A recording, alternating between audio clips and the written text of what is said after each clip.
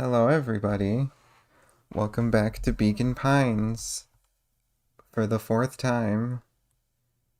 I had no idea it was going to take me this long to play through this game, but I think I'm close to the end now, so here we go.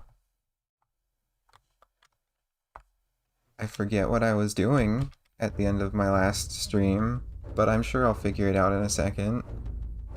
Something wasn't right. Yeah, this looks about right. Oh He yeah, didn't know why. I have to... Never mind, I don't have to make the choice. The choice has already been made. Luca twisted. So... Already went through this. Come on now. Here we go. This is exactly where I stopped last time. Let me just double check one thing. Yeah, that's fine. Okay. Everything's good. We can continue. Step 1. Go to the library. Hey ho, just quickly saying hi before I go to bed because I stayed up way too late crafting gear and final for a new guild member. Congratulations on your gear crafting. Thanks for being here for approximately 10 to 15 seconds. Hello and good night to you too. Alright, can I talk to this guy? Can I talk to you? No. How about you? Darn it. I want to do everything except the main story. That's just how it works. But I have no choice. Let me think for a second, though. Wait at the treehouse in case Rolo shows up. Am I gonna get interrupted on the way there? I hope I don't. I got things to do. Many, many things to do. Hey, it's Solomon and little guy whose name I don't remember. How are you doing, alligator lady? He looked down and muttered in a gruff voice. Mom always told me my problems would look smaller once I grew up, but my problems always seemed to grow right along with me. Heavens, I sense big trouble ahead. Oh man. I hate the oracle alligator who tells me I'm about to die every day. Griffin, talk to me, please. I'm begging you. No. How about the coffee shop? Anyone there? Oh. I can't talk to her either. What the heck? Don't you know I'm trying to distract myself from the important things that are going on? This is why it's taken me so long to play through this game. Hey. Never mind. Nothing to do there either. Alright. What are you boys up to? These festival decorations are a bit humdrum.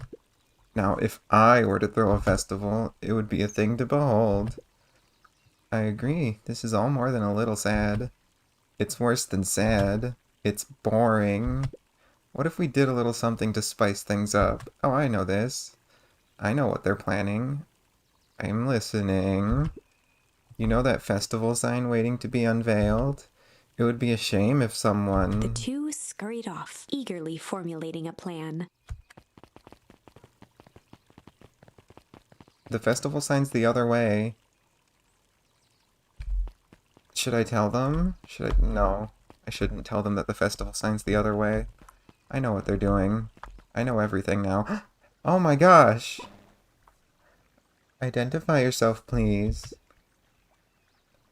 Nellie Modewell. I work here now. I am unable to locate you on our staff roll. Oh, I don't officially start until tomorrow. Mr. Kerr said I could come in early tonight to get a few things done. Hold, please. Clearance authorized. Thank you. Our harvest awaits. Hey, Nellie, come back. I turned your kid's hair gray. Well, I didn't. It was Iggy, but nobody has to know that. Nobody has to know that, surely. They'll be fine without knowing that. Hey, Jeff. Whoa! You could get a wrench to the noggin sneaking up on a guy like that. Don't scare him, man, while he's junkin', sonny. Evening, Jeff. Isn't it kinda late to be junkin'? I might as well ask the same thing of you. Find anything good? Bah, ever since Perennial Harvest moved in, even the junk is trash. You can learn a lot about a person by looking at what they throw away. With his bunch, it's all shredded paper and coffee cups. They also all order the same thing at the coffee place, I remember that. It's probably not that important, but they do it. Well, I'd better get going. I didn't see nothing if you didn't see nothing. See what? Exactly. Thanks, Jeff. Oh, I don't want to talk to these guys anymore. Am I too annoyed by their questions? He sniz. He sleepo. Hey, Bert. Never mind. No, hey, Bert. Alright. Old Pickler's Pond. I'd like to be here. Jetson! Never mind. I'm gonna go get my achievement now. Because apparently this one is the last one. Luca tied a bent nail onto the line. If all you have is a hammer... I don't know what that's supposed to mean, but thank you.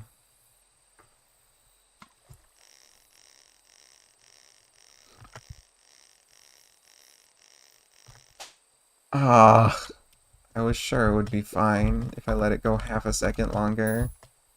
Luca Jeez. tied a bent... I'm such a failure at fishing.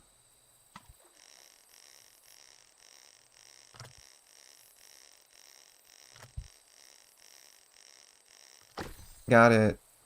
It's a photo. It's a photo of you and Uncle Joseph. Let me see that. Huh, look at those two young fools. How'd it end up in at the bottom of the pond? Thanks, Luca. Who can say? Some things are just hard to explain. I miss Uncle Joseph. How come he doesn't come fishing with us anymore? He's busy with his new job at Valentine's. What's a new job got to do with him fishing with us? It's complicated. Like I said, some things are hard to explain. Oh, Uncle Joseph is Nun Creed. He's not actually my uncle, it's just Nun Creed. I got my Agile Angler achievement. Last time I checked, that thing had like 2.3% of people owned it. Is it still like that? It does not say it here. Fine. I'll wait at the treehouse. Rolo? He aired a long holler into the woods. Rolo!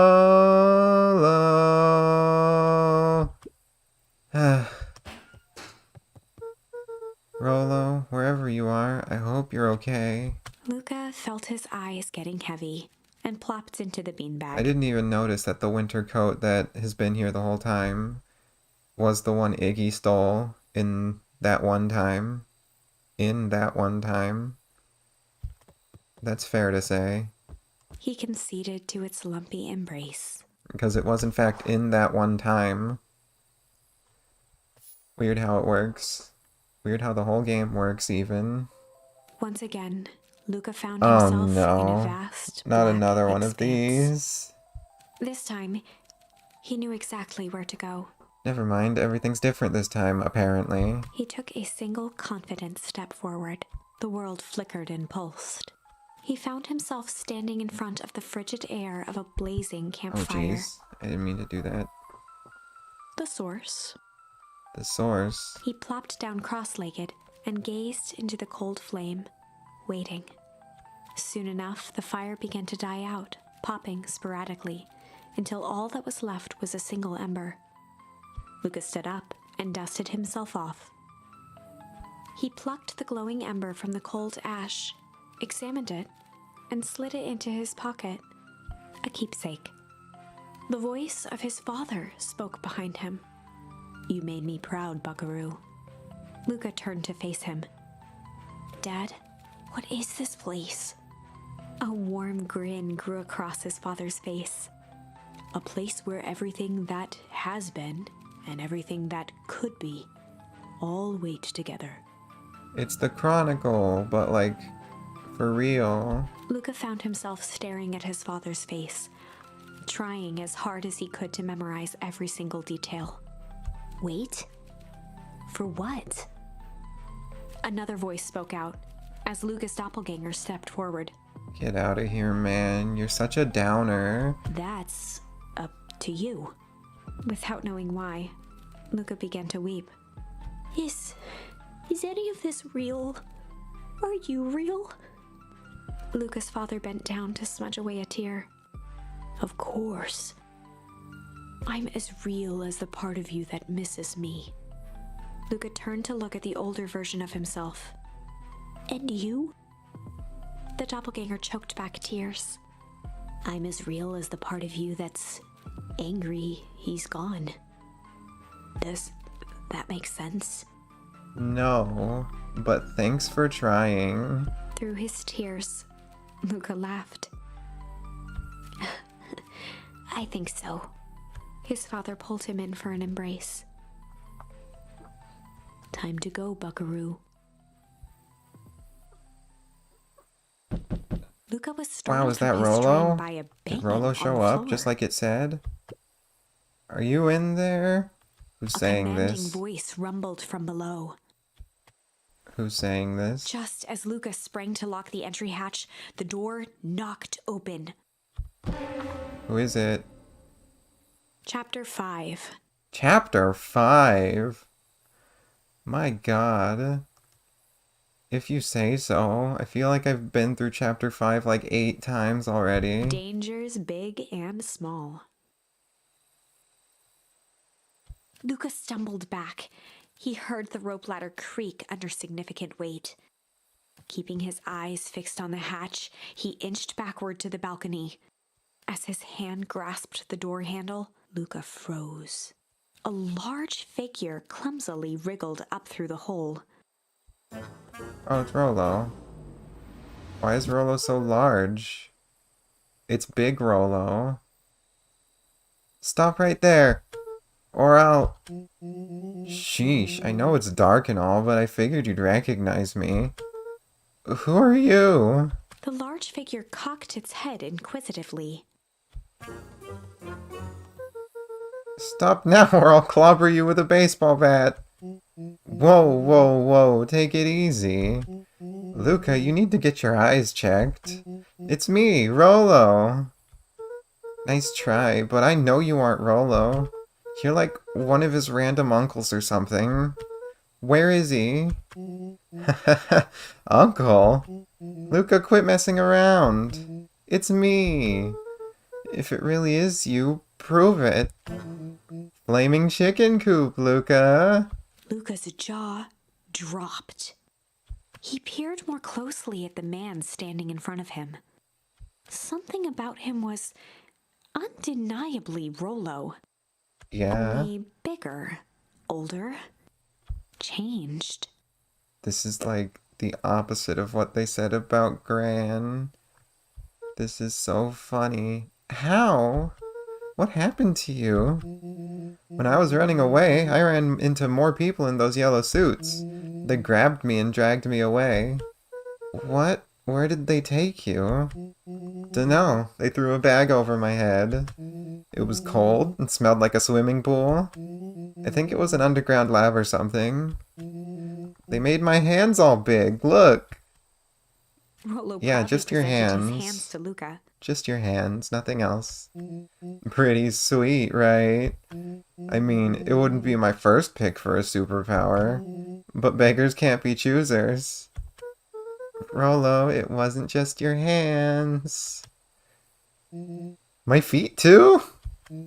Dang, Pa just made me new shoes.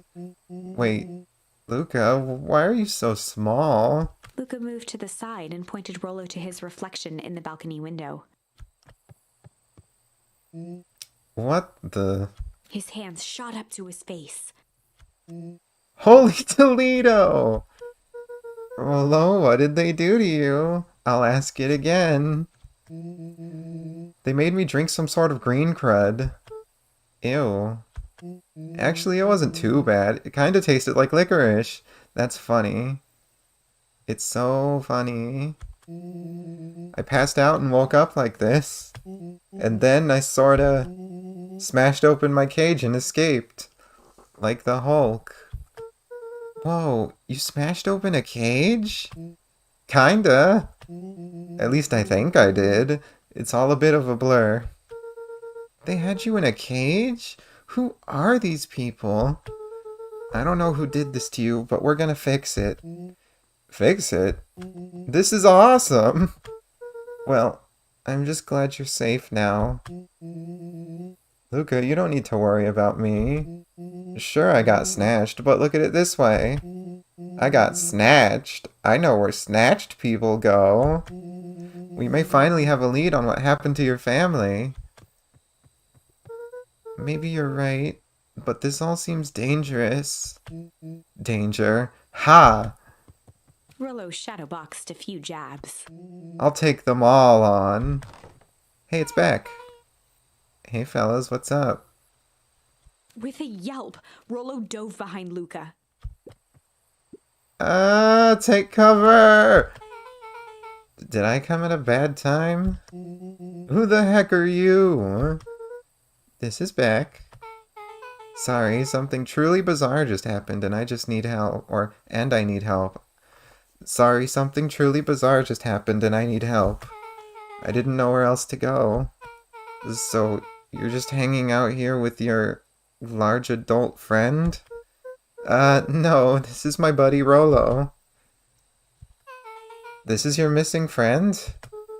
One and the same. He seems a little old. I'll have you know, this is a recent development. What the heck does that mean? Oh, I'm sorry. You're the one who just showed up out of nowhere, so we'll be asking the questions here. That's fair. How did you find us? Your silly little treehouse? I think you mean our silly little mission control. I hate to break it to you, but your secret path isn't so secret. And I could hear your racket from a mile away. See, Luca? This is why we need to improve security around here. Not now, Rollo. Beck, you said something bizarre happened? Yeah, but... She shot a nervous glance at Rollo. Anything you can say around me, you can say around Rollo.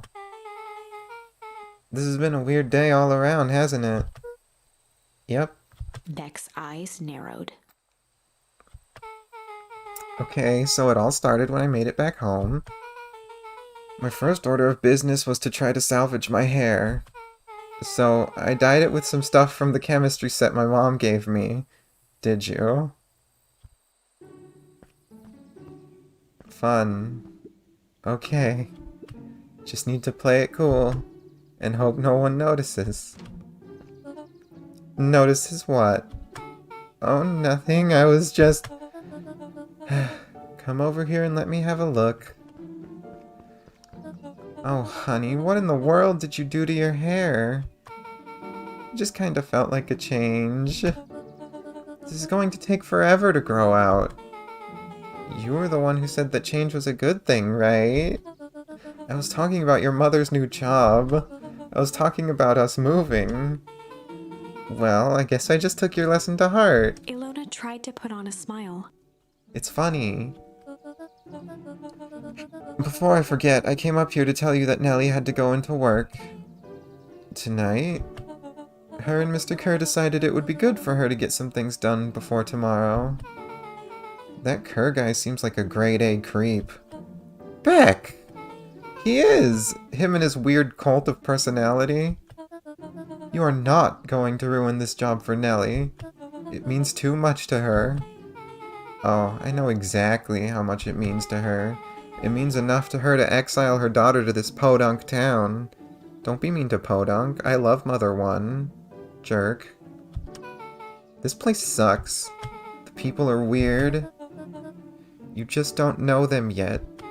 It's always cold. We're in the mountains. You'll get used to it. I can't even pick up a single decent station on the radio.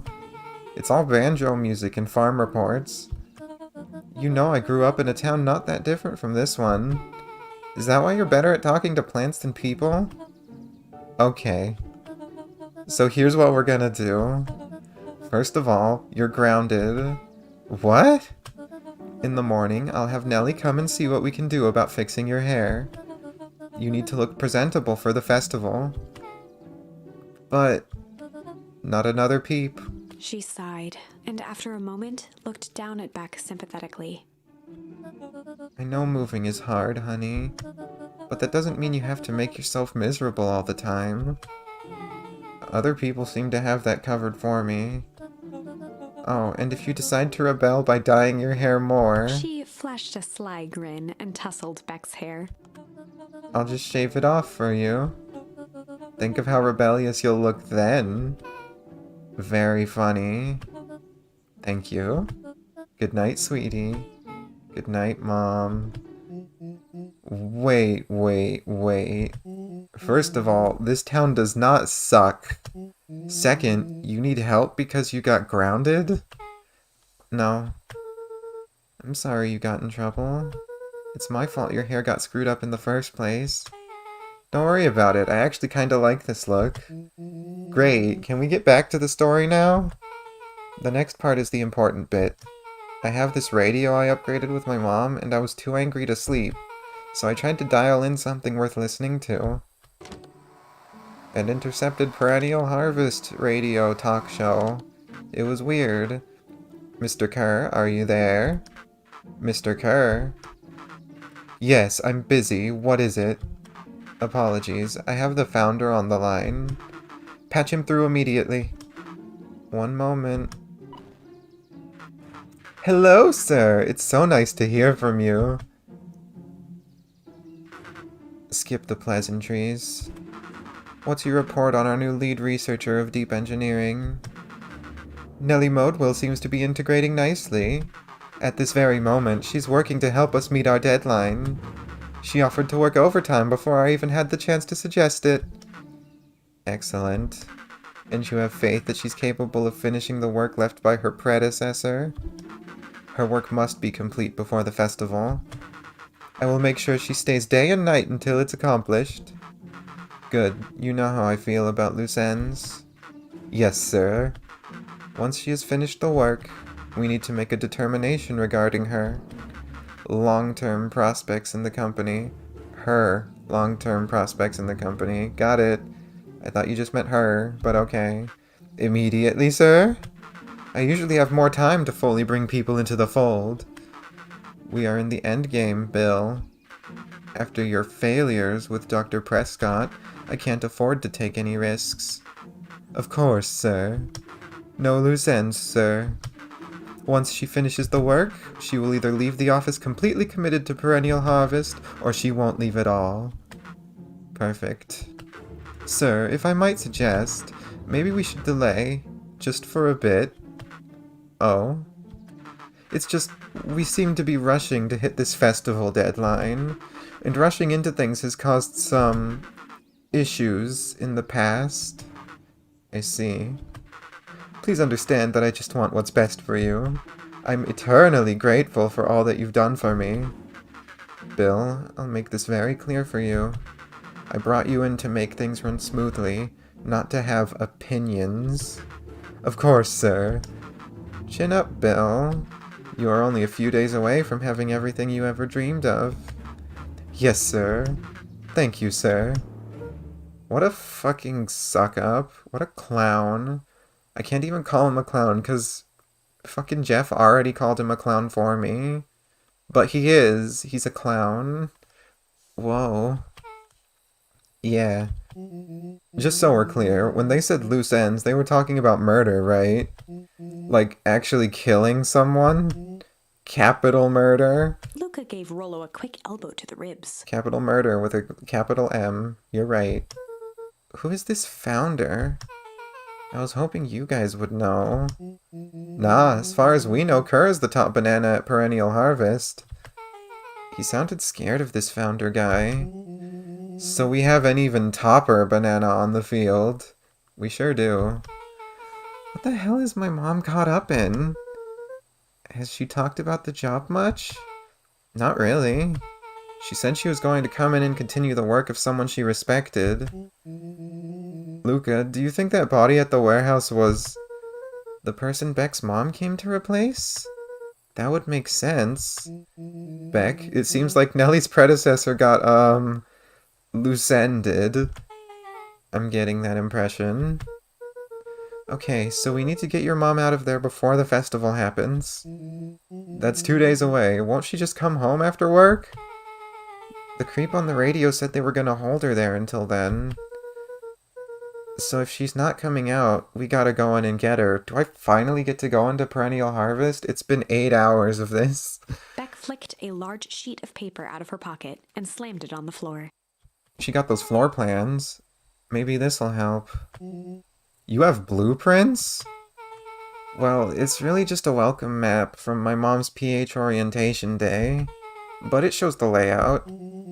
Sure looks like blueprints to me. Look, here's the reception area. There's a big room marked Founder's Office. It even has the exits marked. Guys. We have a deadline, we have an objective, we have blueprints. You realize what this is, right? Rollo started to wiggle with excitement. I think we're heisting. Rollo. This is officially a heist. Oh, baby. Chapter 6. We're heisting. The heist. The heist. They spent the night's end huddled around that small map, formulating a plan to infiltrate the headquarters of Perennial Harvest. It would be no small feat. A modern facility equipped with all manner of technology. Not to mention the swarm of clipboards that would most certainly be scattered throughout. By the time the sun began to peek through the car window used as a makeshift balcony door, all were in agreement. This could just work. Oh, girls. The final day before the festival would be used to prepare. They'd need to pool every resource at their disposal, pull every favor with a thread. Even enlist some unsavory characters around town with important tasks only they were suited for. Yes, Iggy Firework Torment, Part 2. Luckily, there was enough ill will and mistrust toward Perennial Harvest that alliances could be found at a bargain. Luca, Beck, and Rollo rubbed their eyes as they exited the treehouse. They hadn't slept at all that night. There was no time. The festival was to begin in 1 day, and they each had their assignments. Alright, quick recap. Rollo, you're gonna talk to Roxy. Cordially. Without her and Fitz, this whole thing could go bust. Me? Cordial is my middle name. Uh-huh. And how do you plan to explain your new... He waved vaguely at Rollo's sizable figure. circumstance?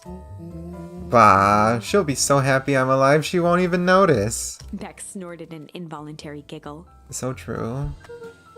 And Beck, you're sure Alona won't just shoot this whole thing down when she hears it? She'll listen. Once she understands the danger Nellie is in, the danger we're all in, the plan will make sense. Okay. That leaves me with Jeff, then Iggy.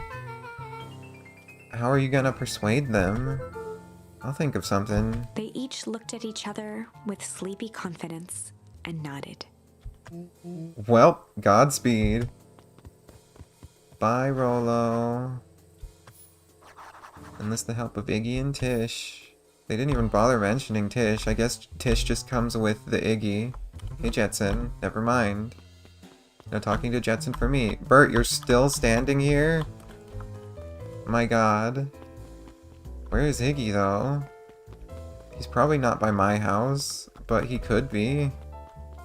Maybe he's about to prank my house. No? He's about to throw toilet paper over the roof? Nope, no Iggy. Alright.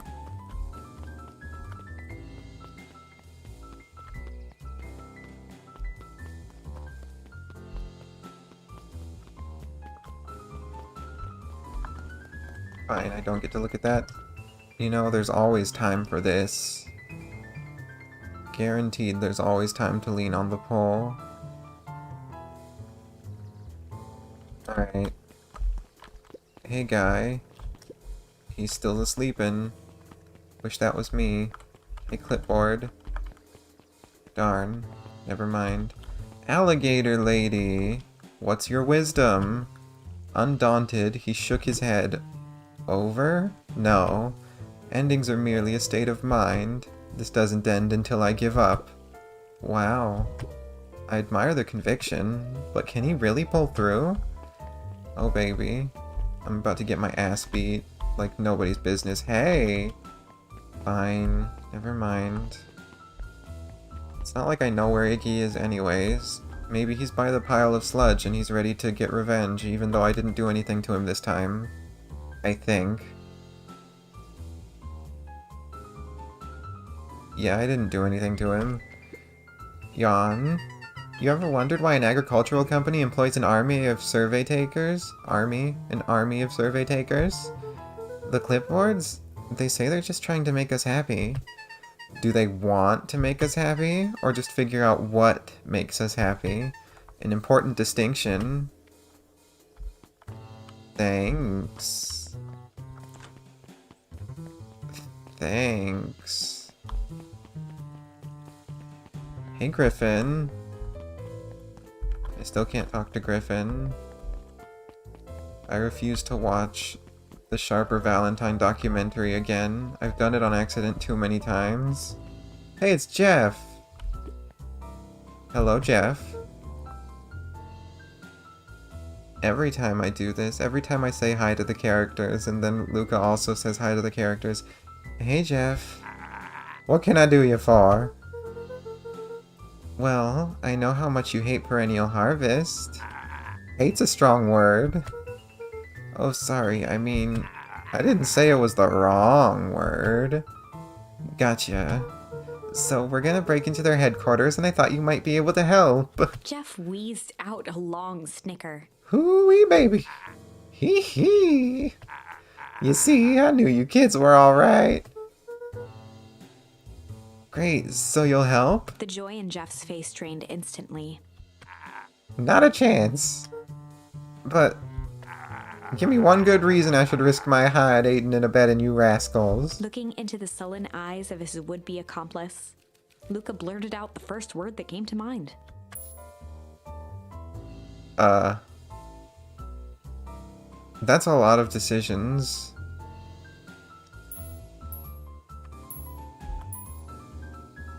How about some shit? Shit!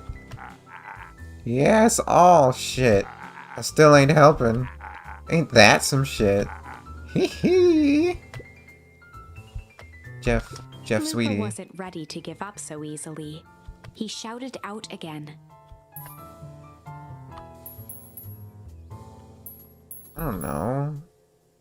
Jeff is supposed to be the one giving us junk, so why would it be junk? Why would it be any of these? Hide. Jeff's brow perked up. What do you say?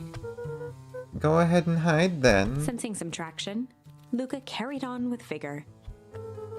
Let a bunch of kids do what needs to be done.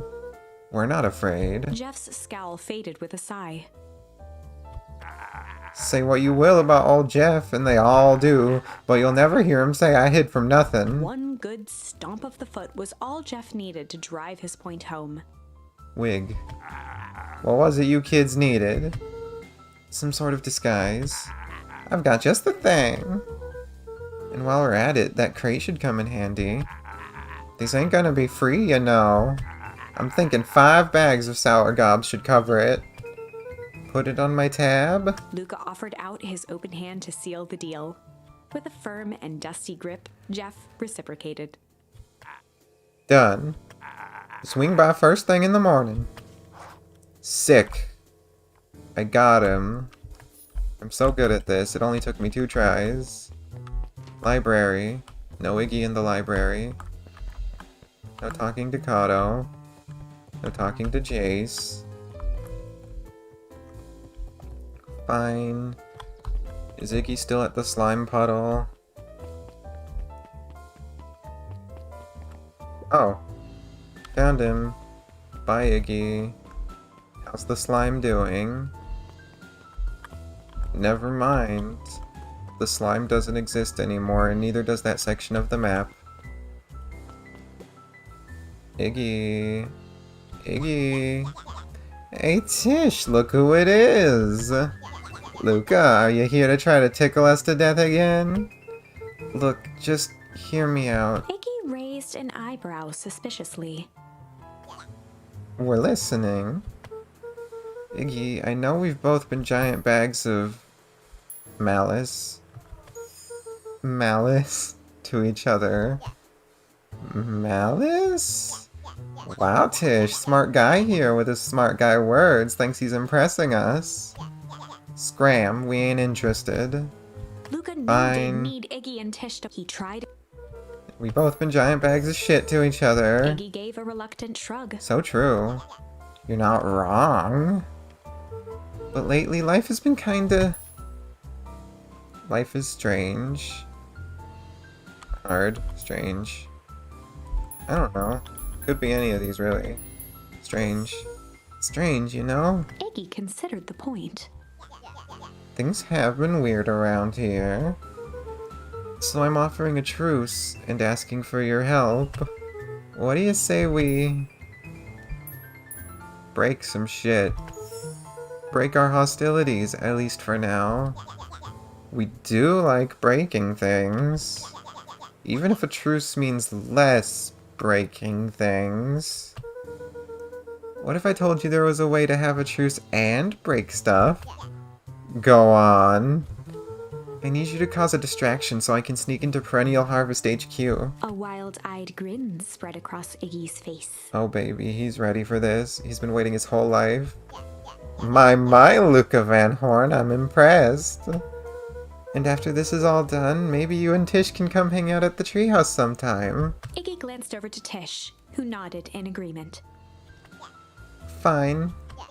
But not because we want to see your crappy treehouse. That's not what you told me, like, 3 hours ago, in a different universe entirely. We just like to cause chaos. With a quick nod, Luca was off. Alright, Iggy. Did you hear that, Tish? Iggy gazed up at Tish with a smile. He invited us to hang out at the A treehouse. single tear ran down Tish's cheek. I never expected this day to come. How wonderful. Amazing. Tish Chapter said 7. words. Into the hive. A good heist requires preparation, and thorough preparation takes time, something they had precious little of. So far, everything was in order. Jeff, Iggy, and Tish all agreed to do their part. Beck radioed Luca that night with a simple and covert message. "We're locked and loaded on my end." I'm glad it worked out for you. Yeah, I'm glad it worked out And for you, Rolo, Beck. after a lengthy confession, managed to persuade Roxy and Fitz to help. He stowed away in mission control for the night to avoid attracting attention. My Rolo, guy. being uniquely suited for the role, would be the first to breach Perennial Harvest. The outfit provided by Jeff wasn't perfect, but a convincing disguise is 10% wardrobe, 90% confidence. Alright. Hit me with it. Rolo took a few vigorous breaths and shook out his arms. Just stay calm, Rolo. You can do this. Crate. Hello, Mr. Clipboard. Would you like crate? Got your delivery here. Delivery? I don't have anything in my notes about a delivery. One moment.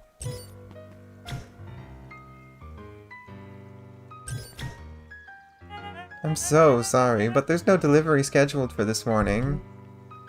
Right. He had to think quick. That's because this goes directly to the founder. He asked that it be kept secret. Rolo sighed, adjusting his tool belt. You know how the founder can be. I suppose we can leave this one off the records. Thanks, Pete and or Toby and or no one who I know the name of. So proud of you.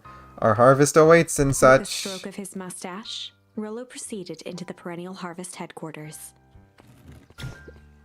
Our harvest awaits. my god, I've never seen this screen before. Package here for the founder. Oh, I didn't hear anything about... Yeah, this is a need-to-know kind of thing. I'll just check. He stammered and flipped through the pages of his clipboard. This goes directly to the founder. I don't have time to fill you in. Oh, I see. If you could just complete this form. Rollo interrupted with urgency in his voice. Every time with the forms. Look, if you want to explain to the founder why I'm late, well, it's your funeral. I'm sorry. What did you say your name was again? Rollo panicked. Our harvest awaits. Sir? That's a restricted area. Excuse me, sir. Our harvest awaits. Ready to light this candle, Tish? Yup. Suck on this, perennial ham fist. Kablam. Unidentified noise once again noted. I remember this. What was that? The distraction was enough for Rollo to regain his confidence. Just open the damn door. I've got a job to do. The clipboard fumbled around in a frenzy. I should check on that noise. Oh, come on. Just buzz me in already. Okay, okay.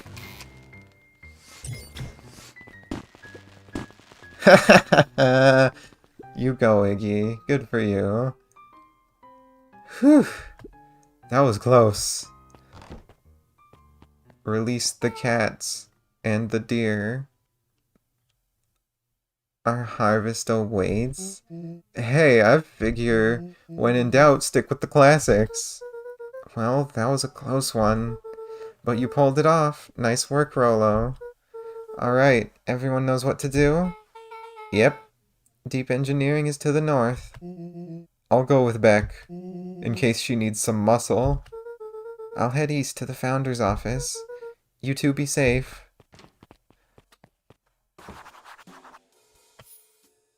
East. Got her. Water tank. That's odd. There's never even any cups for the water. Or there's not even any cups. There's not even any cups for the water. It's almost like it's decorative. And nobody drinks water here. It's only coffee. Oh dear.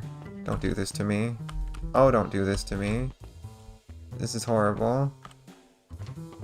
Hey, it's Solomon. Solomon? Solomon stopped in his tracks. Luca? What are you doing here? It's a long story. Are you okay? A veneer of confusion flashed across Solomon's face. His words rushed out dramatically. No, I am most certainly not okay. Some strange people grabbed me and... Were they in hazmat suits? Yes, how did you know? They brought me here and locked me up, and when they were distracted, I ran.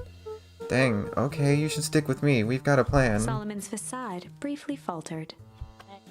We? Yeah, Rollo and Beck are headed to deep engineering. Thank heavens you found me. We've got to get out of here. We can't leave just yet. But they'll catch us again. I've got to do something first. When you were running, did you happen to see a door marked Founder? Founder? Why are you looking for him? I'm not. I just need to get into that office. Now that you mention it, I do think I saw a door that said Founder. It was just down this way. I happened to notice a plaque above the door. Office of the Founder. Knocking comes with consequence. Oh, here it is. So it is. It's pretty lucky that I ran into you, or else I might have missed it. Truly fortunate. Luca tried the handle. Locked. Solomon leaned forward to examine the mechanism. Regrettably, it seems to be some sort of electric lock. I don't see how we could possibly defeat a lock like that. Luca smiled and looked at his watch. Let's just wait a minute. Hey, it's Alona. What you doing, Alona?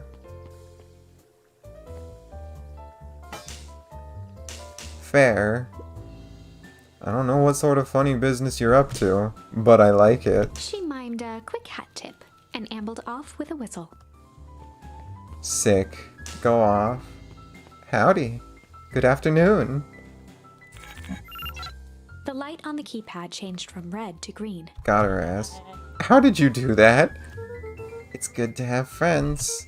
Quick, let's get inside before someone spots us. Did you forget that he just came out of there? Luca switched on his walkie-talkie. Why are there so many darts in Augustus's face? Rolo, I'm in. As expected, there's a control panel. Great timing. We're stuck at a locked door marked 24601. Need you to get us through. What if someone catches us? We should get out of here. I'm not leaving my friends, Solomon. On the computer screen, a green cursor blinked in a password field. Surely you don't have a way to get around the password. Luca pecked out his best guess. Underground secrets. Did I know about underground secrets in this one? I don't even remember if I knew underground secrets in this one. The screen blinked to life. Columns of green numbers glowed on a black background. Solomon is about to go fucking insane. Ugh. How did you just guess that? Oh, it's this absurd password Rolo heard when he was down here before. It's funny how someone arrogant enough to call themselves the founder uses such a basic password. Or they were thinking several moves ahead, not expecting anyone to guess something so simple. These villain types always end up outsmarting themselves. Solomon's jaw clenched into a half smile. Your powers of deduction are as impressive as your luck. Luca quickly scanned the columns for number 24601. Rolo, I think this should do it. Bingo bango, doors open. Luca, you never fail to impress. What is that slippery lout even doing down here? We have a friend whose mom is in trouble. We're here to get her out. I see. Okay, Luca, I think we're close. The next door's marked 13806. Once again, Luca scrutinized the numbers on the screen. In that moment of distraction, Solomon reached forward and pressed a large red button. Maybe this one opens the lock. Crap, we've got company. Luca, must go faster. One sec, I can't think with all this noise. He quickly skimmed the screen with his finger. Here it is, 13806. Go, go, go! Curse these fumbling hands. My apologies, Luca. You don't mean that. You don't mean that. Don't beat yourself up. I know you were just trying to help. Look at him go. Clipboards! They're after them. Hey, I remember that water tank. Get him, get him, get him. Aw, man. No water cups. Rolo!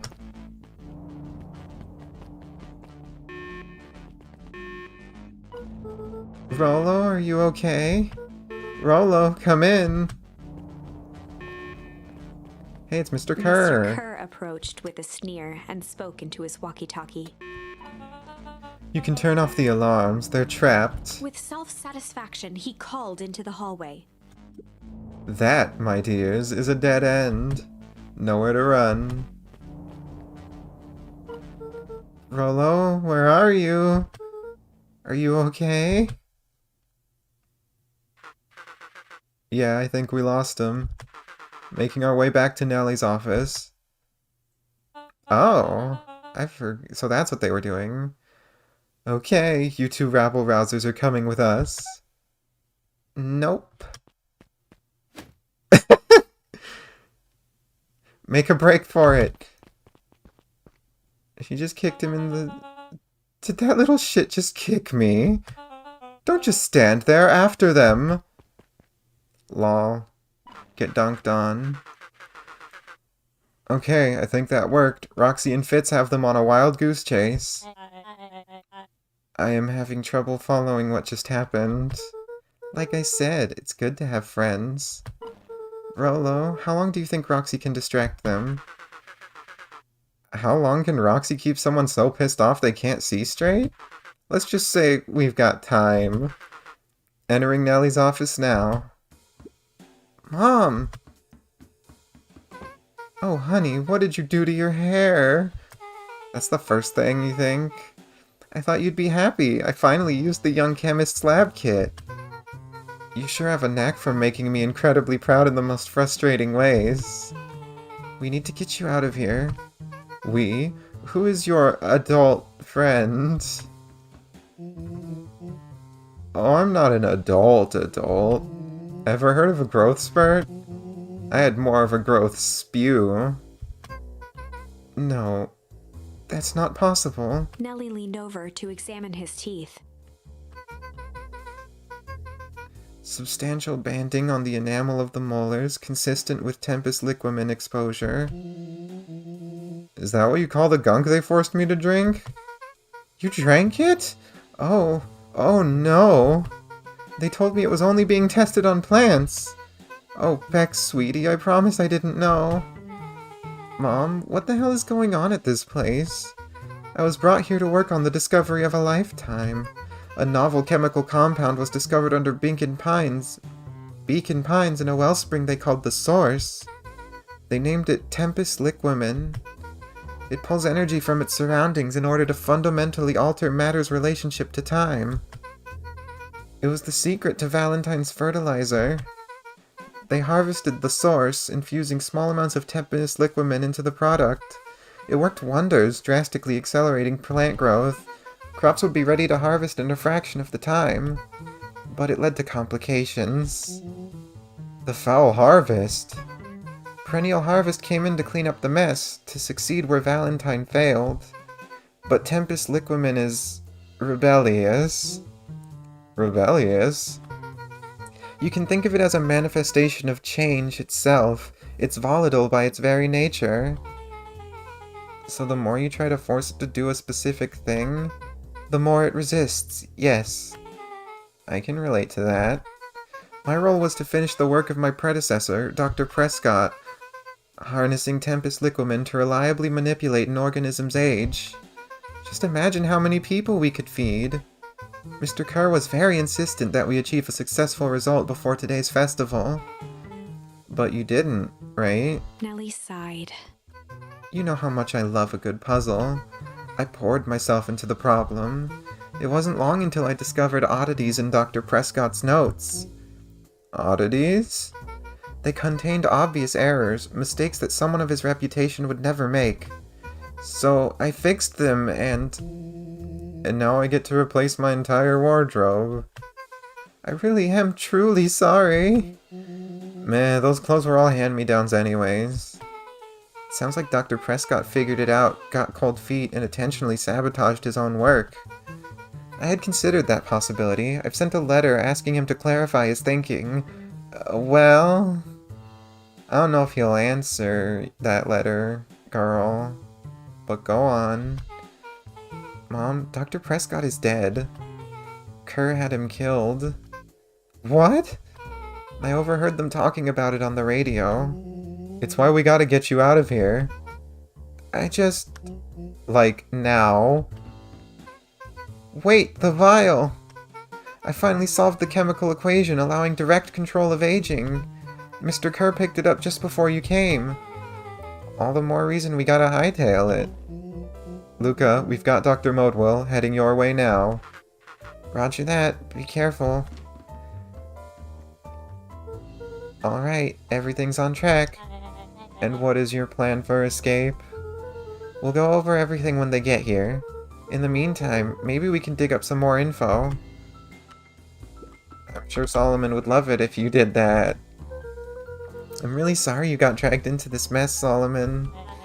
You needn't worry about me. Well, I feel bad either way. We're gonna get you out of this, I promise. With a subtle, quivering lip, a smile crawled across Solomon's face. I'm sure he loves that. Malice 80 proof whiskey. A hard drink for a hard man. I remember her. Wow, even his alcohol is arrogant. Solomon muttered inaudibly. I should just smother you right now. What's that? I said I shouldn't bother you right now. Don't be silly, you're no bother at all. Ugh.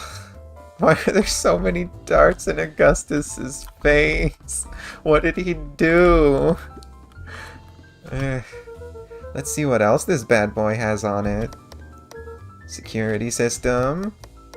Time card logs. Payroll. You know, for being so evil, this guy sure is boring. Solomon once again muttered under his breath. Just you wait. Huh? Oh, nothing. He's so upset. Luca tugged on each It's of the so cabinets. funny how upset he is. Dang, this must be the good stuff. They're all locked. Perhaps he's not as careless as you suspected. Alright, what do we got over around the back of this? Look at him, stacking books on his chair so he can see at the top of his desk. Poor guy. It looks like the founder was helping Kerr plan the festival. Why would such a secretive leader be obsessed with a party? Only time will tell. Luca held his hand up to the ashtray. It's still warm. He must have been in here recently. They heard the trampling of frantic footsteps from the hallway. There they are. Lock it, lock it, lock it! The lock is broken. Okay, fine. Locked. You broke it, though. You had Alona break it. That was close. When we left Nellie's office, it was swarming with clipboards. We barely got away.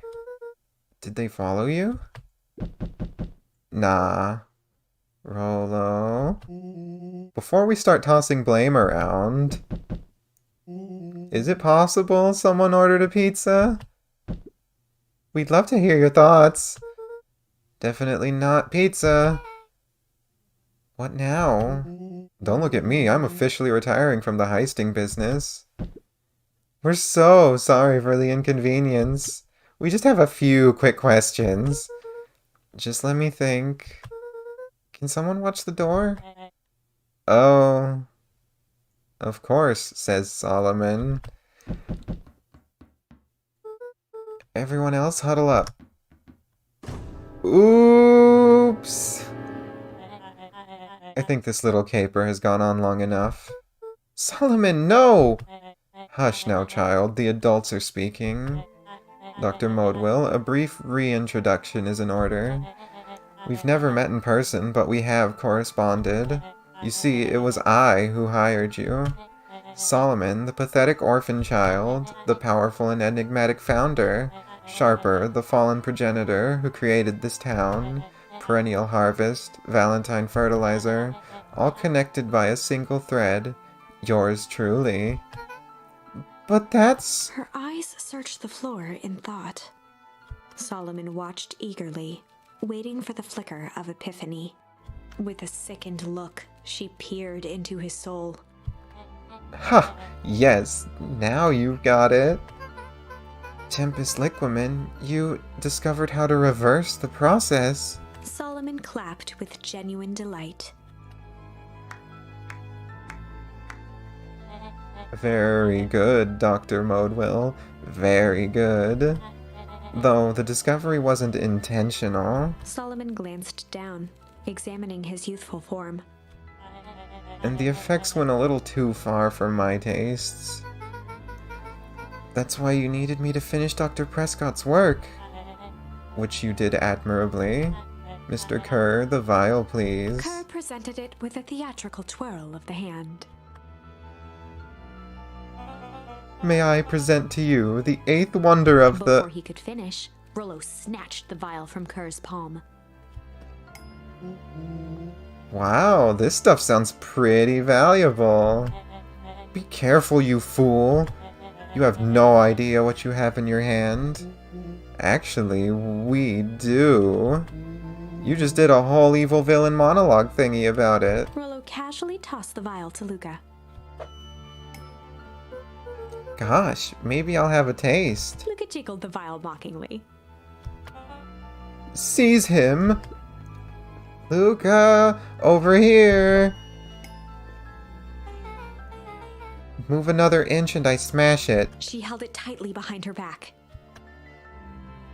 Solomon sighed, speaking in crisp, measured syllables. You have no plan. I'll smash it, I swear! Fine, risk killing us all.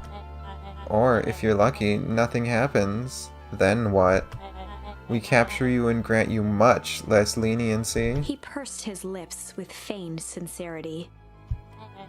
But I give you my word, if you hand it over now, none of you will be harmed. A deep uncertainty washed over Beck.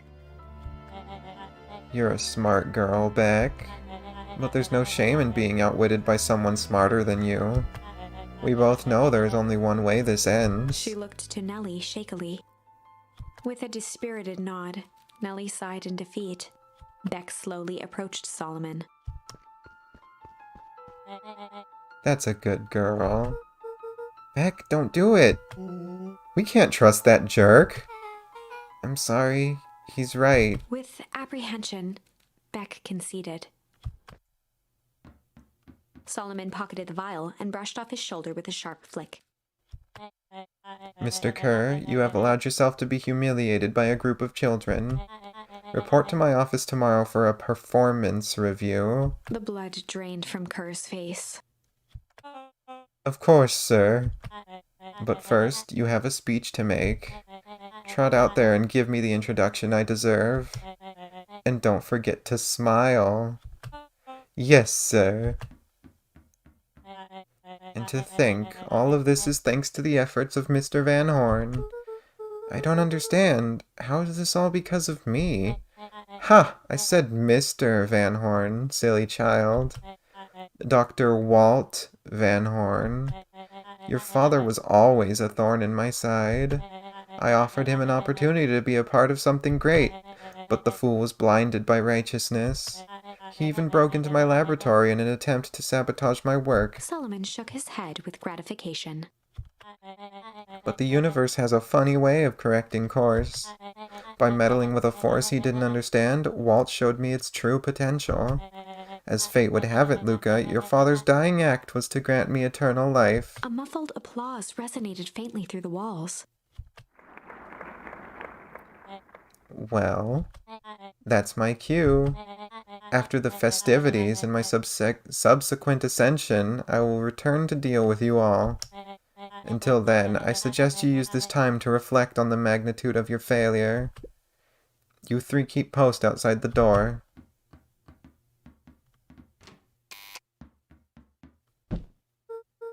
Well, crap. Oh, dear. What a nightmare. Alright, Beck. I'm trusting you. Hey. I'm sorry, Luca. I did what I had to do. I know, it's just, we were so close. I've got a feeling that eventually Solomon will get what's coming to him. Time wounds all heals. Thanks, Beck. Well, time seems like less of an issue for him now. Can I still not question why there's so many darts? Nellie was Fine. staring at the floor, deep in thought. Sorry, Luca. Give me a minute to calm my mind. Darn. Hey, Rolo. I can't believe Beck sold us out like that. I'm not sure she had any other choice. So what now? What's the plan? I don't have one. Of course you do. You always have a plan. Rolo. You just need some time. Rolo, it's over. We lost. Hey, not Alona. Nellie. Hey, Nellie. Luca, there's something you should know. After Mr. Kerr locked me in that office, I had nothing but time and curiosity. I poked around a bit, hoping to find a means of escape, but I found something else. A note, hidden in a false drawer. What sort of note? Dr. Prescott must have sensed his time at Perennial Harvest was growing short, so he left behind a letter with the hope it would be found by his successor. It was a confession of sorts. He left it for me, but its contents... Luca, I think they were meant for you. Why? What did it say? It was about an incident with your mother. Dr. Prescott found her in his lab with a stolen keycard. There was an accident.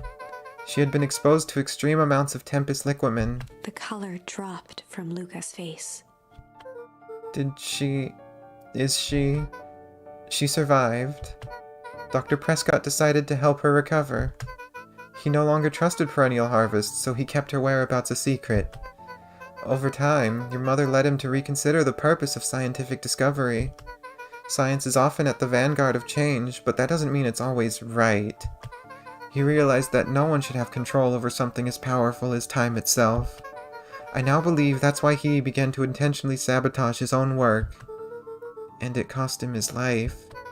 That's a reasonable conclusion. Luca was overwhelmed with emotion.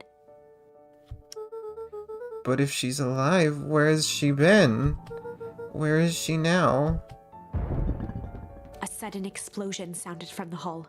She's over there. Chapter 8. Comeuppance. Ears still ringing, Gran picked herself up off the ground.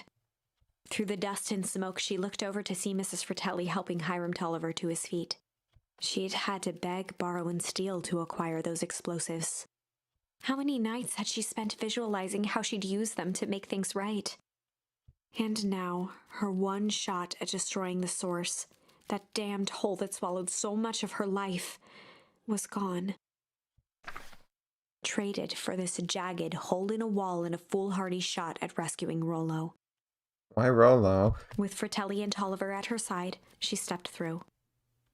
It was a strange feeling. The last time she'd stalked this maze of hallways, it was in a different body. They quickly rounded a corner to find a group of clipboards guarding a door. Something worth guarding is probably something worth seeing. She leapt forward, brandishing her cane. If her last chance at vengeance for things lost was truly gone, she would just have to fight to keep what she still had.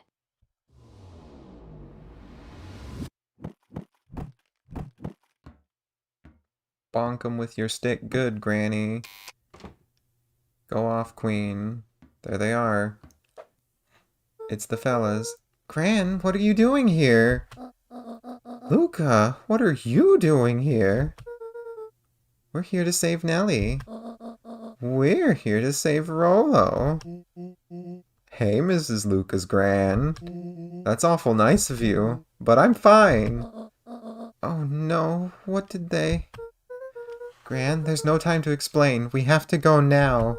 Come on, everyone. We've got a party to crash. They made their way out from deep within Perennial Harvest, just as Solomon finished up his speech.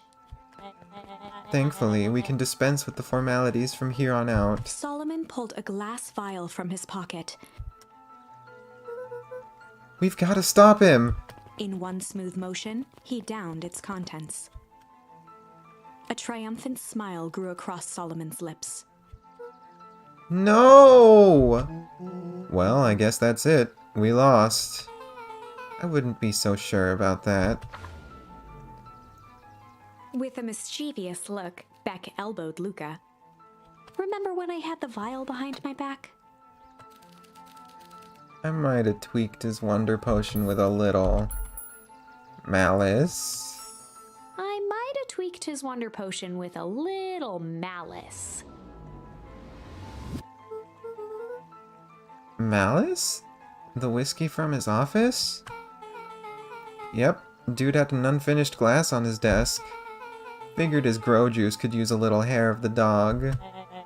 You can all call me Sharper Valentine. His body and face began to contort and expand as he disappeared into a belching green mist.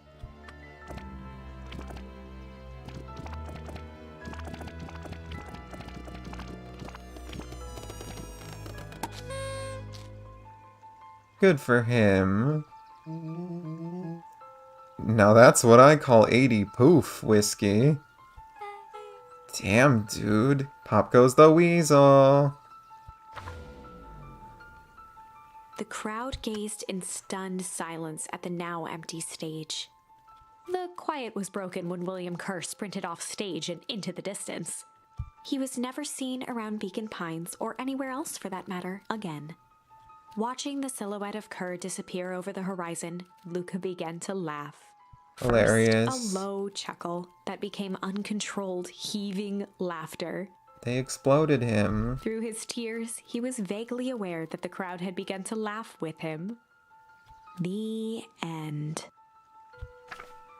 That was unexpected. Perhaps a bit of an absurd ending for my taste, but who am I to say? I'm only writing the damn thing. Go off. No. You don't want me to do that. You don't want me to explode him into dust, into confetti even. Fine. Might tweak this wonder potion with a little junk change? I don't know. I might have tweaked his wonder potion with a little junk. Can't wait to see the look on his face when he realized he drank his own cigar ash. How did ashes get into the vial? It was pretty easy to mess with the vial when it was behind my back. Oh, that's sneaky. Well, it's a bad habit anyways. Paul always says bad habits are like 50-yard field goals. Huh? Hard to kick. Yeah? You can all call me Sharper Valentine. His body and face began to contort and expand as he disappeared into a belching green mist. Here he goes.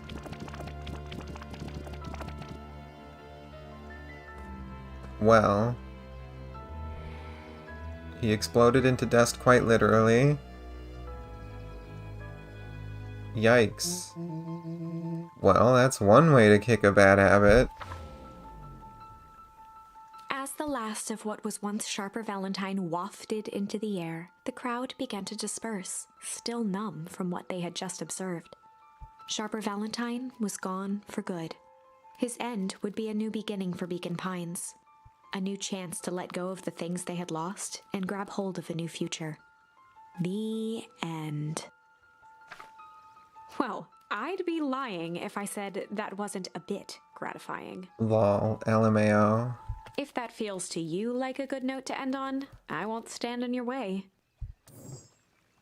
The vial. There's really nothing else I can do except the last one. So here we go. With a little change. I might have tweaked his wonder potion with a little change. Like, pocket change?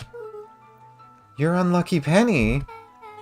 Yeah, I plopped it in the vial when no one was looking. What's that going to do? No idea! That's the beauty of science. Now we observe.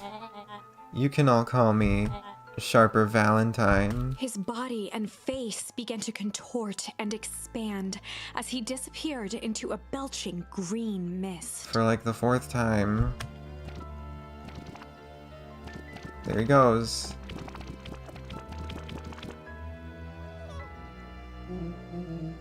Holy crap, he's a baby? Yeah, but he's still Sharper, right? What he was no longer matters. This is an innocent child. I apologize for all the harm my father has caused you. Eris awkwardly cradled the squirming child. He's so mad. Look at how mad he is. She looked to her brother, her voice shaking with uncertainty. Augustus, what do we... We do what Valentines always do. What must be done. I'll hurry home and prepare a crib for father. Young Sharper. That would be a great help. Thank you. She looked back down at the infant with equal parts kindness and terror in her eyes. With a shake of her head, Eris addressed the crowd with a stern scowl. Okay, everyone, the show is over. You may leave now. Epilogue. Epilogue. Beacon Pine's coldest summer on record came and went without much fanfare. Folks shared what they had, and none were left wanting. The new school year was ushered in by the falling leaves of autumn. After everything Luca, Rollo, and Beck had been through, middle school was bearable. The chill of winter didn't seem to bother people much. They kindled a hope for a better future in their hearts. When spring arrived, farmers planted their crops with a sense of joy and optimism. And as the dawn of the first day of summer came again, its light slowly spread through the shallow valley. It crept over the town square, across the river, past the neglected welcome sign, and came to rest on a young boy sleeping at dawn. His mind at peace, knowing he is here for a reason. Hey, he's got the other sweater on! And there it goes. Every time with this. Over time, Eleanor began moving Walt's old things out of the closet and into storage. Oh, is there more to look at in my room then? Hold on. There is. It's walkie-talkie. Rollo, are you up yet? Roger that. It's a beautiful day of mission control. You gonna swing by? Be there in a minute. Check in with Rollo at the treehouse. If you say so. If you must. Why the heck did his mom decide to move in with him instead of just using her old room? Honestly. Eleanor had moved back into her bedroom. Yeah. And now that she wasn't sneaking out late, she even slept there most nights. Hooray! No more falling asleep on the fireplace chair. She isn't even in it. How does she do it? Alright, there's always time for this. Always time for this. Alright. Fireplace. Anything to click on? I have to inspect everything that there is to inspect. Hello, Gran/Mother. Why is the sink on, honey? Oh, there's jam jars in the way. How's this doing? Doesn't matter. Mom, I'm ready to go now. You go on without me, I'll meet you there. I've got a batch of jam to finish jarring. It's funny. I only started making jam as a way to send messages without anyone noticing, but now I enjoy it. Alright, Ma. No more Gran, it's just Ma. If you say so. Hey, is Beck around here anywhere? Any Becks in the house? That's something. This is definitely something. Did I even go to the source in this timeline? I'm pretty sure I didn't. Sneeze all you want. I have to look at the book. Let's see. Rendezvous with Roxy. Hazardous hectoring. Windows to the soul.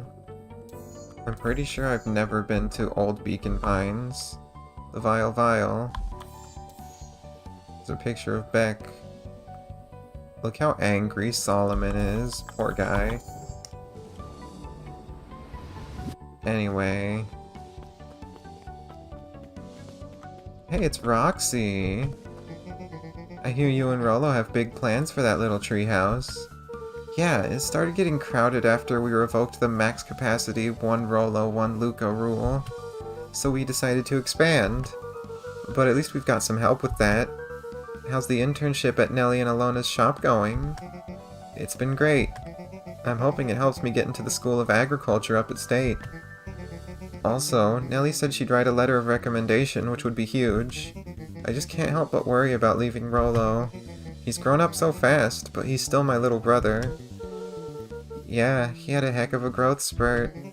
I don't just mean grown, literally. This morning he was up and finished his chores before I even had breakfast. Well, some of that might be his excitement about the treehouse renovations. Don't tell him this, cause it'll go to his head, but I'm really proud of that little punk. I'm sure he feels the same way, but he's just too dang proud to tell you. I know. Go off. Hey, is this the same shovel that they used to destroy the electricity? Awesome. God, there's so many trees. Hey, Augustus. Hey, Gus, how's the tree planting going?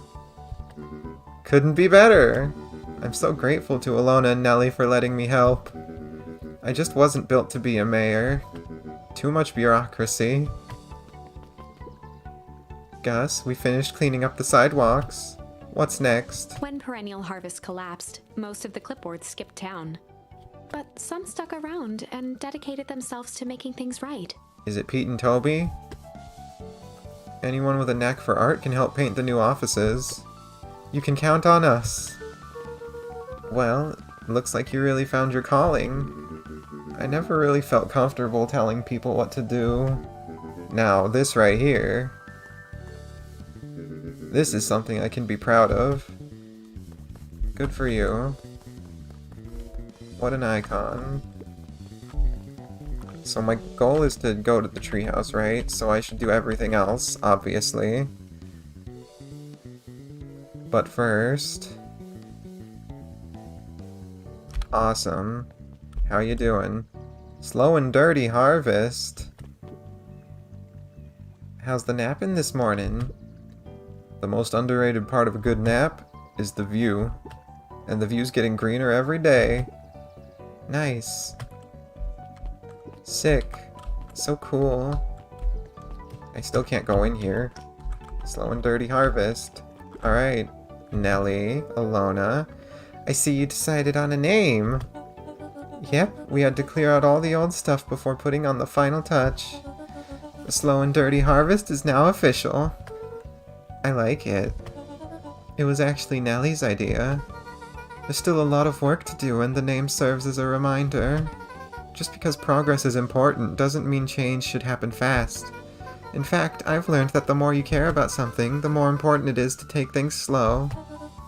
Our motto is, go slow and fix things. Amen to that. Thanks, Guy. I totally forgot your name, because you only said it once at the start of the game, but awesome. Good for you. Man of God saying amen. Iconic. Never mind, I can't talk to them more. I thought I might have been able to. Hello, Eris. How's your Solomon going? Young Mr. Van Horn. How's little Solomon, Sharper doing? Why does Lucas say all the same things I do? How's little Solomon, Sharper doing? Young Sharper seems to enjoy nature more than I. So we do a lot of strolling these days. Has he, you know, attempted to crawl out of his crib and plot world domination? Yeah. Thankfully, no. I spoke at length with Dr. Modwill, and she feels that Sharper's infant mind was not developed enough to retain his previous memories. For all intents and purposes, the child is unmolded clay. Let's hope he's a little nicer the second time around. That is the objective, yes. But really, all I can do is try and hope. Two activities I am endeavoring to find less distasteful. Well, I think you're doing a great job, and the whole town is ready to help out however we can. I can't wait to teach him to throw a baseball. Eris did her best to ignore the tears welling in her eyes. That would be acceptable.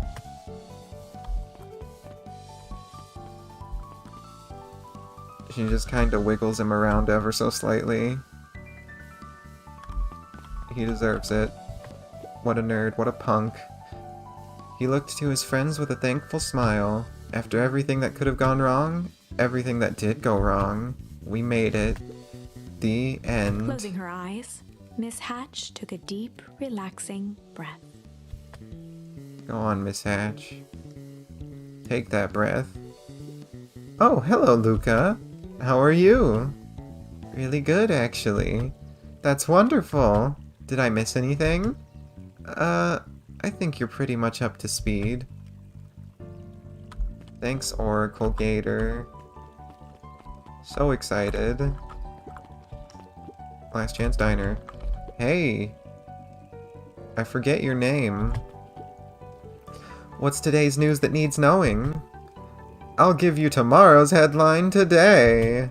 Our old friend Patrick C. Montesquieu, aka William Kerr, just performed a stirring rendition of The Iceman Cometh at the State Correctional Facility. I hear there wasn't a dry eye in the house. Well, I guess he has plenty of time to work on his craft.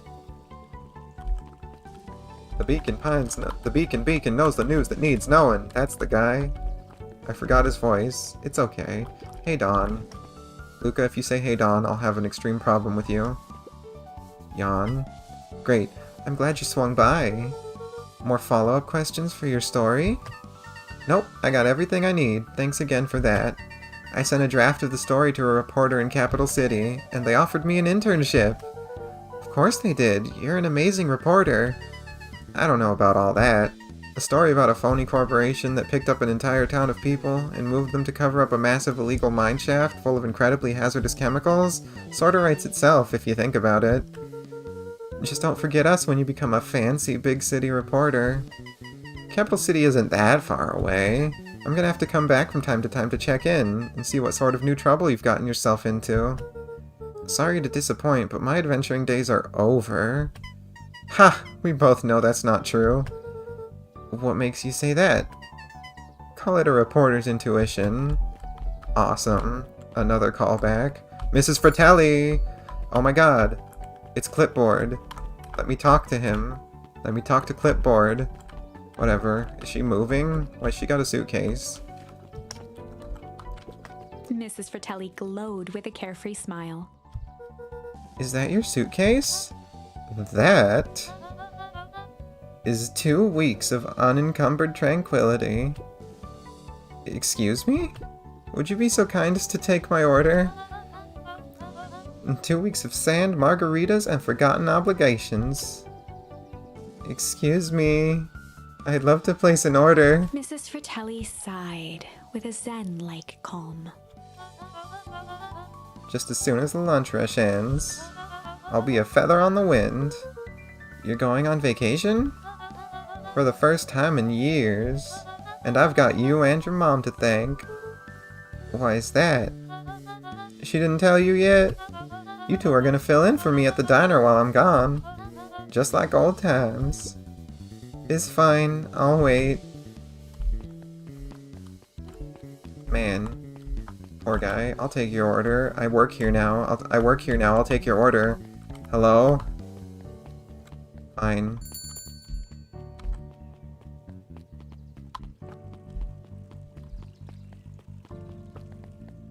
I still don't remember this little dude's name.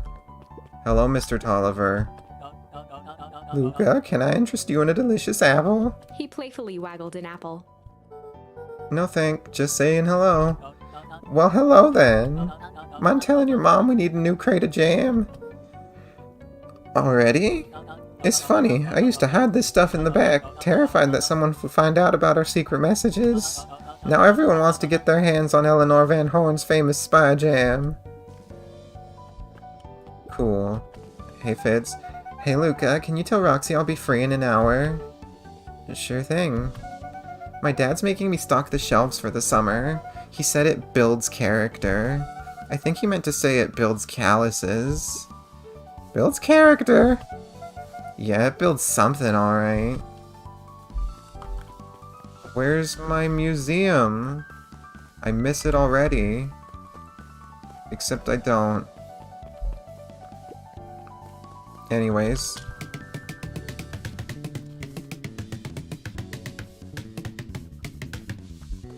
Alright. Hey Griffin. Wow, back for seconds? If it's not too much trouble. For the longest time, I didn't understand the appeal of ice cream. It serves no purpose, other than to be briefly enjoyed and then it's gone.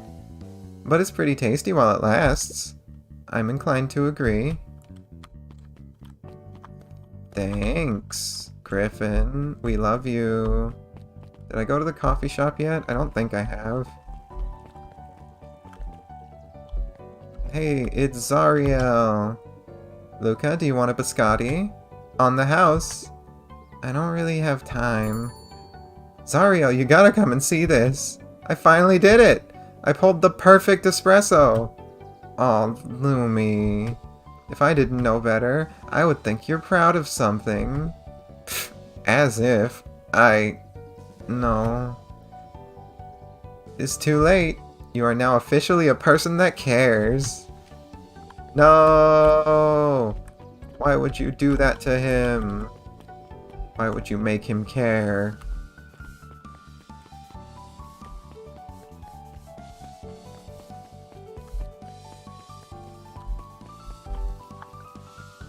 Nothing to say about the Sharper Valentine statue. Why is it still there, first of all? It's been like a year-ish. What is going on with Jeff? I'll come back to that. Whoa! Everyone's here. I still don't remember your name. Here we go. Luca peeked over Piper's Piper! shoulder, There she is. laid stealthily inside a large volume of mathematics, was the first issue of Hank Atomic. Piper, are you reading Hank Atomic? Do you mind not telling anyone? I've kinda got a reputation to uphold. Oh, it's nothing to be ashamed of. Just about every kid in town reads Hank Atomic. Honestly, I'm excited for you. What I'd give to start over fresh. To experience it again for the first time. I guess that's the downside of finishing something nice. At least now I can enjoy it again through you. Promise to tell me about it as you go? Sure thing. Hey, Jace. I can't believe it's over. Yeah, the town's really starting to turn a new leaf. The town? I was talking about Hank Atomic. I just finished the last issue. How was it? As great as always. Hank finally returned to Earth. But I just feel weird now. Weird can be cool. It just means you're ready for something new. Any suggestions? You could ask Miss Hatch about what she's always reading. She seems to really enjoy it. Huh. Maybe I'll do that. I can't believe he spoiled Hank Atomic for me yet again, and I didn't even care this time. Over the school year, Kato and Bert had become close friends. Have they now? But did you know that when they covered up the source, they found a new species of fungus? Yep, and they are studying it in the new labs. Did you know that? Beacon Pines is now the smallest town in the county. Yep, close to population before Perennial Harvest moved in. It typically went on like this for quite some time. Jeez. Fact havers. Knowledge knowers. Hello, Mr. Nuncreed. Hey, Mr. Nuncreed. I'm gonna go see my dad in a bit. Did you want to come with? Even after everything I did, you'd still... Mr. Nuncreed shook his head. You really are your father's son, aren't you? I don't think I'm ready for that yet. Well, you're always invited. I bet he'd love to hear from you. I'll visit Walt in my own time. You run along now. Hey Jeff, what's happening over here? Jeff's Wild Ride. Oh. I see. With Perennial Harvest gone, the transportation tubes were left unused. Come one, come all. No one is too big, no one is too small. For Jeff's Wild Ride. Well, maybe not completely unused. Just one piece of candy. For the ride of your life. Who's next? Me, me, me, me, me. All of them. Hey. Joey. That's his name. Guess what? Yesterday I saw Dynastis Tidius. And that's good? It's great! I haven't spotted one of those in years. At this rate, Beacon Pines is going to become the bug capital of the county. Are the bees back? Are the bees back in their hive? Oh, I don't care. Fine. How about this can? Up. Nope. Can I go over here again? I can. There's nothing over here. Not even the hazardous waste barrel in the corner. Alright.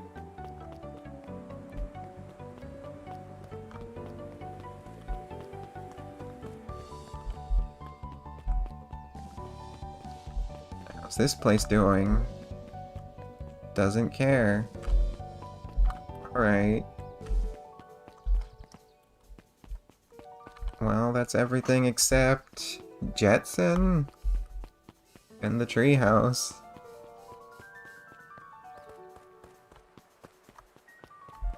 Can I go on Jeff's wild ride?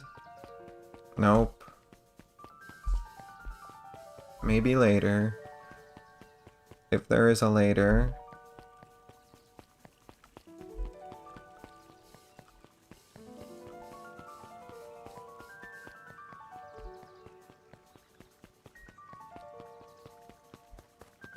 Hey Jetson.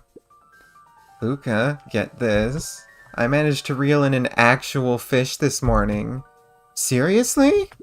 Yeah, an honest-to-goodness flip-floppin' swim-swammin' fish. I don't think I've ever caught an actual fish here. Been at least 7 years since I've caught one. I'd say it's a good omen. What'd you do with the fish? Oh, I released it back into the pond. I'm hoping to catch it again tomorrow. That's kind of upsetting, honestly. Like, I've been fishing. You stab a hook through their face. And you want to do that multiple times? Yikes. Luca Jet first. Nothing else to do here. Give it a good cast now? I don't think I will. Hey, it's Tish! A little higher. Yep. Little lower. Yep. Little higher. Yep. I'm telling ya, the angle isn't the issue. We need more power to the radio. Luca, there you are! I didn't know Rollo was still old guy. I gave him like a more like what I did for Rollo before voice on the radio. Would you tell him it's not the angle? Hey, I'm not in charge of antenna redesign. Fine, fine. Iggy, just don't do anything drastic until we get back. Who, me? Tish, you're in charge while I'm gone. Yup. They'll be fine, right? It'll be fine. If we really want Mission Control to turn into something bigger and better, we have to loosen our grip a bit. You're right. Lead the way. Check in with Beck at her house. Hold on. I've gotta look cool. Awesome.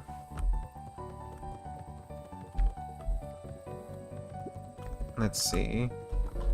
Can't look at the rocket again. I don't get to talk to Iggy. Maybe I do. I didn't actually go over there. Let's see. Nope. I'm sure Iggy won't die. That would never happen. Iggy wouldn't die. They wouldn't let Iggy die, would they? Surely not.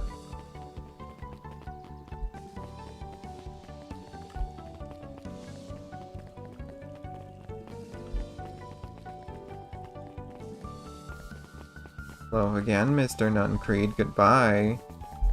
Hello again, Jeff. Goodbye, Jeff. Hi, Joey. Bye, Joey. Hey, it's Beck! Beck with the blue hair and the pronouns. I have news I think you'll enjoy. This morning, I unpacked my last box. You're officially moved in! It's just a box. Let's not blow this out of proportion. It sounds an awful lot like putting down roots. I guess I decided this place is root-worthy. You're gonna be stuck with me for the foreseeable future. I do have to warn you, most years aren't going to be as interesting as this one. I think I'll manage. Ready? Before we go, there's a bit of a surprise. What is it? What is it? What is it? What is it? It's a tree! What am I doing with this tree? My mom's prepared this tree especially for you. They didn't have to do that. It wasn't just them. Just about the whole town pitched in. We all owe you. You should do okay in the cold of Old Beacon Pines, and thrive as things warm up. That's perfect. When you're ready, take Jeff's wild ride to Old Beacon Pines. But I've already clicked on everything.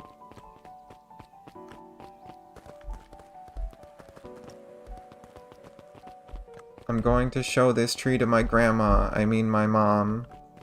I'm going to show it to her and she's gonna not say a word about it.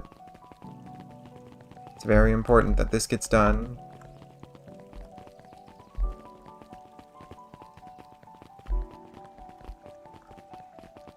What if I... Oh my god, I can't even look cool anymore! The tree is too heavy. Oh, where'd Roxy go? Roxy, sweetie, come back.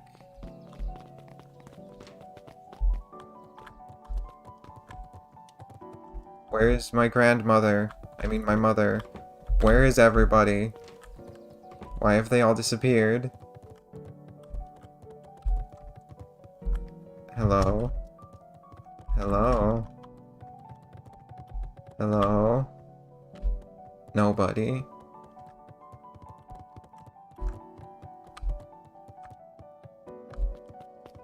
Hello?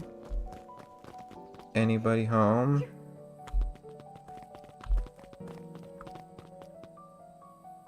Nobody home?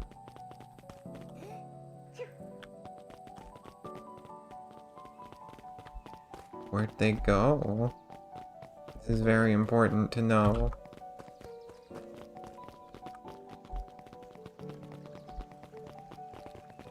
Did they go to Miss Fratelli's because we work for her now? While she's gone, at least? Are they in here? Grandmother, mother, whatever. Mother, where have you gone? Hello? Did she get ice cream? She did not get ice cream. Surely the vacuum tube won't destroy this sapling as I travel through it. I'm sure it'll be fine. They wouldn't do that. Hello, Jeff. Ah, you got it. Now that's a good-looking tree. Being a special occasion and whatnot, this ride's on the house. You're gonna want to hang on tight to that little tree.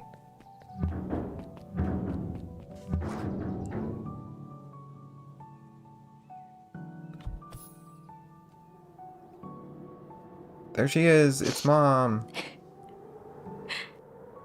I think this is it. The end I've been waiting for. Honestly, I'd begun to lose hope of ever finding it. But then you came along. I don't know exactly how to thank you. It's hard to explain how much this means to me. It's funny, now that our time together is finally ending, I'm at a loss for words. Let's just watch the end together. Done. A good little tree. The best little tree. Thank you, children. This means a lot. Yeah, thanks for everything. Shucks, I only did what any super awesome best buddy would have done. We should probably give you some time alone now. You good? Yeah, I am. It's been a wild year. How are you feeling? Everyone keeps asking me that. I'm fine, really. Pa always says the only thing fitter than a fiddle is a cello. I feel like a dang cello. Well, if you ever stop feeling like a cello, I'm here for you. I know, you don't even have to say it. You two make an awesome pair. Excuse me? We're a trio now. Yep. Thanks. There's just one thing missing now that you're a part of our group. Missing? Let me tell you a little story about a man named Hank Atomic. Oh God. I won't be long. We'll be waiting for you back at the phone booth. I found the perfect way to start our summer. Oh boy. You've got some good friends. I'm so proud of you. Your father would be so proud. I know. Mom, can I ask you a question? Do you ever dream about Dad? Not a night goes by that I don't. Are you ever afraid that you're going to forget him? Forget what he looked like? Forget his voice? No, because so much of him lives on in you. He loved that old tree, but I know he would have loved this one more. Because his two favorite people planted it. I'll give you two a moment.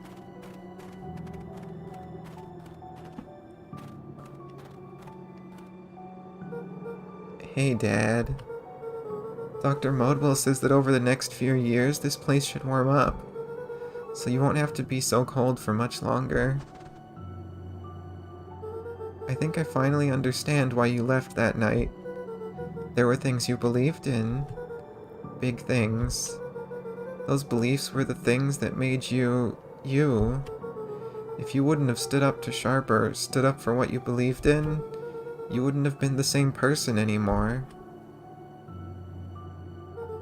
You had to go. But that didn't mean you loved us any less.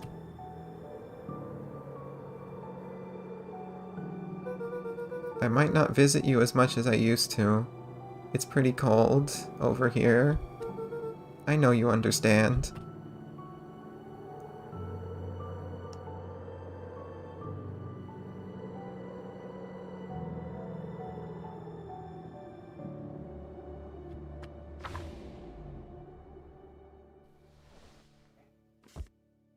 I closed the book. I closed the book. Oh my god. The game's over now.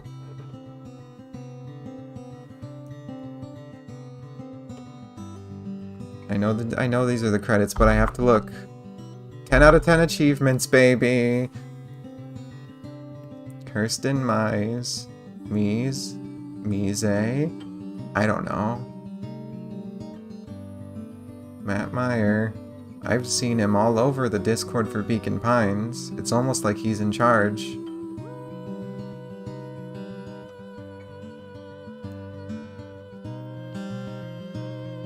Cat Musgrove, 3D book.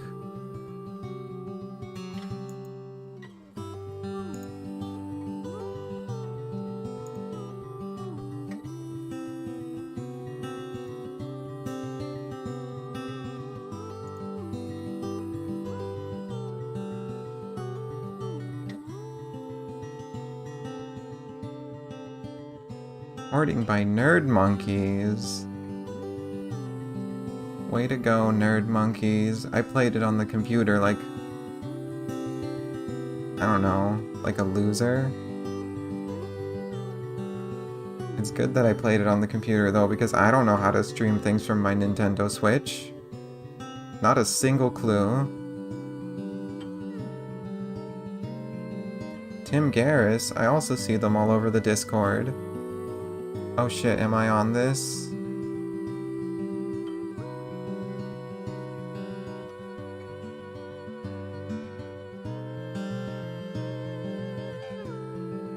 I can't see if I'm on this or not. I forgot what name I put in, if I put it in at all.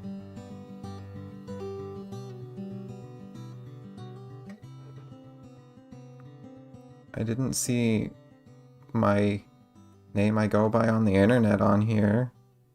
But maybe I put in, like, my username or my actual name? I don't know. I'll let you guys know if I see it, I guess. Yeah, there I am! There I am, right under Gin in the middle row. No, the fourth row, the fourth row. I'm almost off the screen. There I go. There I go. That's me.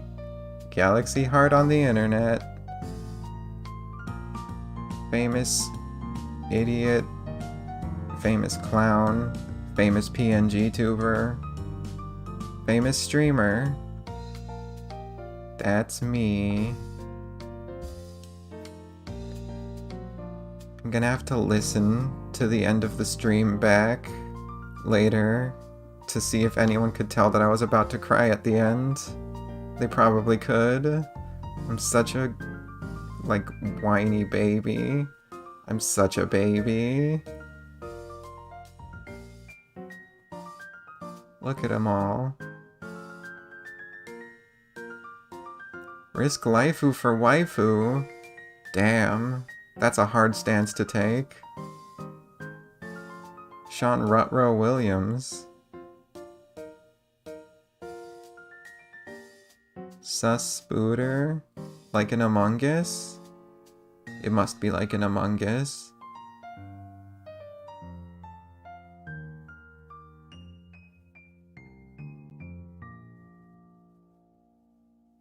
Hayato Rigumo. Who's that? 10 years later? Oh god, there's more. Am I gonna see old Luca in the hazmat suit? Wow, nice kick! It's Solomon. Sharper. It's Sharper.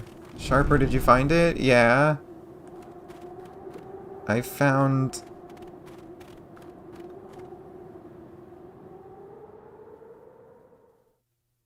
That's not good. Is it? That can't be good. What's happening? I've opened the book again. I've got the entire tree. I've got the entire tree. I've got all the achievements. That's game over, baby.